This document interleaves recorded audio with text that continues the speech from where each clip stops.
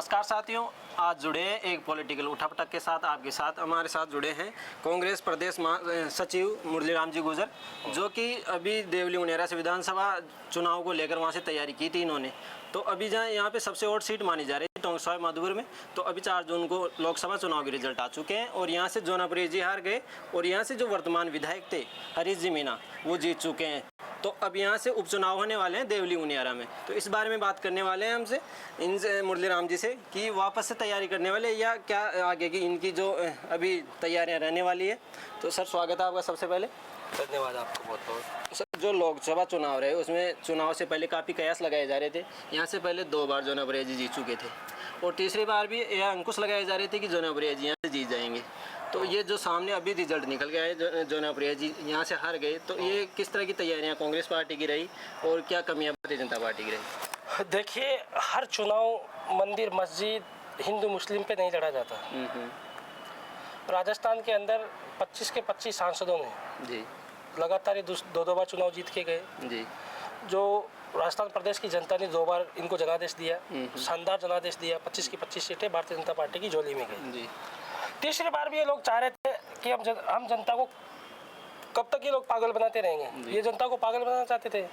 ये लोग वही मोदी जी के चेहरे पर चुनाव लड़ना चाह रहे थे। काम इन लोगों ने कुछ किया नहीं।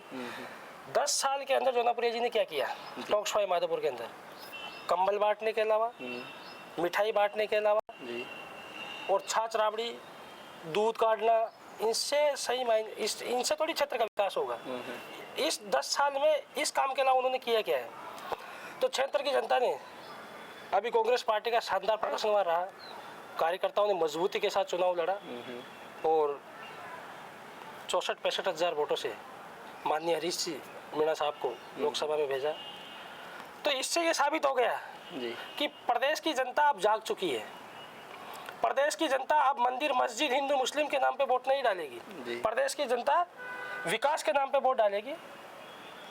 जो आज पूरे राजस्थान के अंदर जो जनादेश कांग्रेस पार्टी को मिला है, अभी 4 महीने पहले चुनाव थे, 4 महीने के अंदर 100 से प्लस सीटें भारतीय जनता पार्टी को मिली और 4 महीने के बाद में आप यूँ मान के चलो कि 11 से 12 लोकसभा सीटें कांग्रेस पार्टी जीत के आई। 4 महीने के अंदर भारतीय जनता पार्टी ने राजस्थान प्रदेश के लिए क्या किया है? अधिकारियों को इधर उधर फेंकना। पर्ची की सरकार थी तो पर्ची की सरकार तो पर्ची के अनुसार ही चलेगी। तो जो Bharatiya Janata party election campaigning में नारे लगा रही थी, अब की बार 370 या 400 पार के नारे लगा रही थी और 300 पार होना मुश्किल हो गया। तो ये क्या अभी भारत की जनता समझ चुकी है कि ये सब धर्म के नाम पर या इस तरह के वोट मांगे जाए? बिल्कुल समझ क्या चुकी है, समझा दिया अभी 4 तारीख को।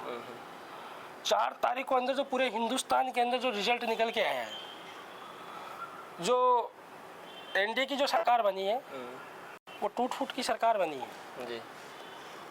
तोड़ मरोड़ की सरकार बनी है। कभी भी सरकार गिर सकती है। जो ये लोग, आपको भी पता था ये लोग क्या करना चाहते थे जी। पूरे देश के अंदर संविधान खतरे में था, लोकतंत्र खतरे में था। देश की जनता समझ चुकी है कि 400 पार का अगर इनको आंकड़ा दे दिया तो 100% संविधान के अंदर ही कुछ न कुछ करेंगे। तो लोगों ने जो जनादेश दिया, 400 पार की बात करने वाले 250 पार नहीं कर पाए। तो सबसे बड़ा जो मुद्दा था भारतीय जनता पार्टी के पास इस लोकसभा इलेक्शन में राम मंदिर था और अयोध्या से ही भारतीय जनता पार्टी हार गई। तो इस पर क्या कहना चाहिए? देखिए, जो इन लोगों ने जो भगवान राम का मंदिर बनाया, हमें बहुत खुशी हुई कि भगवान राम का मंदिर देश के अंदर बन रहा है। भगवान राम को कौन नहीं मानता? हम लोग नहीं मानते जी। क्या बीजेपी वाले मानते जी? भगवान राम सबके हैं, लेकिन जो इन लोगों ने चुनावों से जस्ट पहले जो भगवान राम के मंदिर पे जो राजनीति की है, वहाँ दूसरी पार्टियों को नहीं बुलाना, दूसरे लोगों को निमंत्रण नहीं देना, सेलिब्रिटियों को वहाँ बुलाना, बॉलीवुड के लोग। बड़े दुख की बात है कि देश के जो 4 शंकराचार्य थे उन लोगों तक को इन्होंने नहीं बुलाया और अधूरे मंदिर में प्राण प्रतिष्ठा की भगवान राम ने भारतीय जनता पार्टी के तमाम लोगों को श्राप दिया है और ये दिन आज इनको देखने पड़े। इसीलिए अयोध्या से खुद चुनाव हार के गए। तो टोंक साहिब माधोपुर लोकसभा से सांसद चुने गए हैं हरीश जी मीणा और उनके जीतने के बाद अब देवली उनियारा में उपचुनाव होने वाले हैं जी। तो देवली उनियारा से आप पहले भी तैयारी की थी, आपने टिकट नहीं मिला तो आप हरीश जी वहाँ से जीते।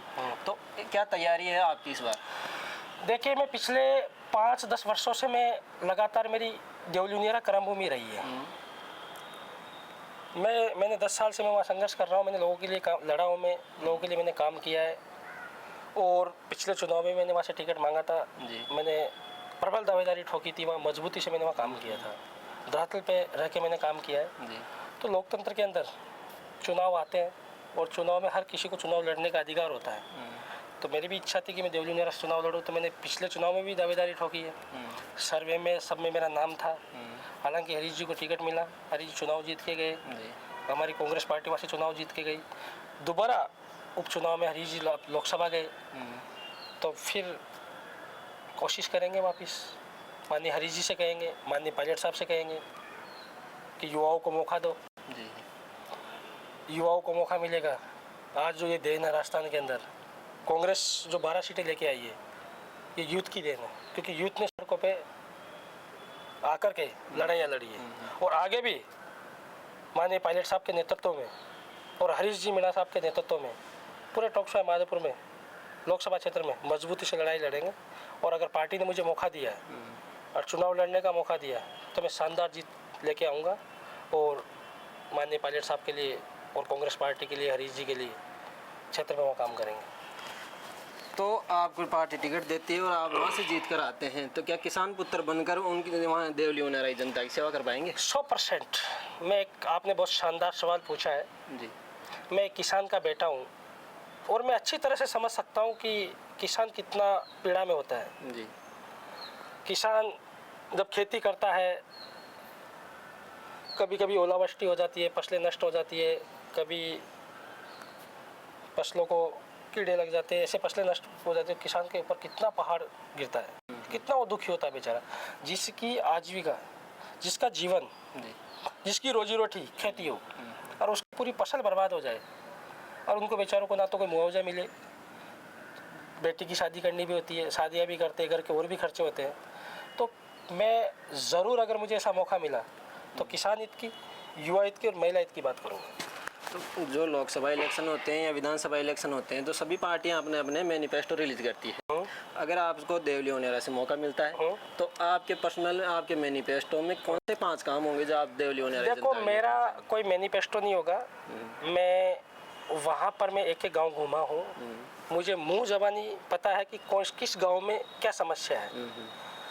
पहली बात तो हमारी पार्टी का मैनिफेस्टो होता है, पार्टी मैनिफेस्टो के आधार पर चुनाव लड़ती है। अभी लोकसभा चुनाव में मैनिफेस्टो था, शानदार मैनिफेस्टो था हमारा। पार्टी उसी मैनिफेस्टो के अनुसार, देश की जनता ने उस मैनिफेस्टो पे विश्वास किया, मोदी की गारंटी पे विश्वास नहीं किया। कांग्रेस के मैनिफेस्टो पे लोगों ने विश्वास किया, तो देश के अंदर ये जनादेश मिला। जहाँ पार्टी 10 साल से दबी हुई थी, आज पार्टी का ग्राफ ऊपर उठ के आया है।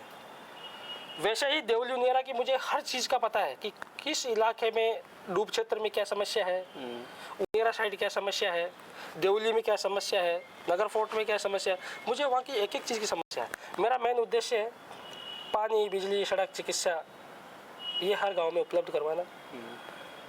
जिस लास्ट गांव में भी अगर कोई चीज़ की कमी है, उसको पूरी करना, ये मेरी जिम्मेदारी है। तो क्या अपील करना चाहेंगे देवली उनियारा की जनता से? मैं देवली उनियारा के तमाम लोगों से ये अपील करना चाहूँगा, अगर पार्टी मुझे मौका देती है तो मैं आप लोगों के बीच में आऊँगा और आप लोग मुझे आशीर्वाद देना।